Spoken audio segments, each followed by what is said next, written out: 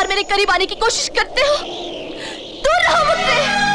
বিতর্ক যেন কোনোভাবেই পিছু ছাড়ছে না শিল্পা শেঠির। 2021 সালে পর্নোগ্রাফি কাণ্ডে গ্রেপ্তার হয়েছিলেন তার স্বামী রাজ কুন্দ্রা।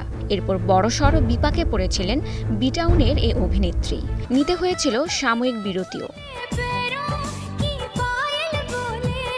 শিল্পা শেঠি বিরতি কাটিয়ে কাজে ফিরেছেন ঠিকই, তবে রয়ে গেছে সমালোচনা।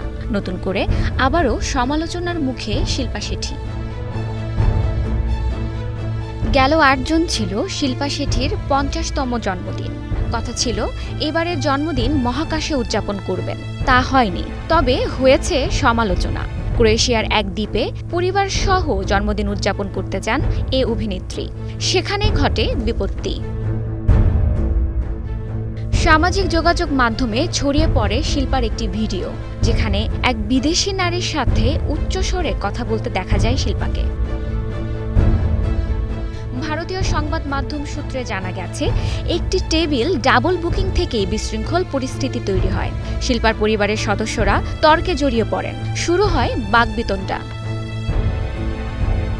বিষয়টি নিয়ে অভিনেত্রীর মুখে কুলু পাটলেও কথা বলেছেন তার স্বামী। ভারতীয় সংবাদ মাধ্যমকে রাজ কুন্দ্রা বলেন, ভুল বোঝাবুঝি থেকে ঘটনাটি অনাকাঙ্ক্ষিতভাবে ভাইরাল হয়েছে। তবে বিষয়টি নিয়ে মিশ্র প্রতিক্রিয়া দেখিয়েছেন নেটিজেনরাও। Sadika Tasnim, star news.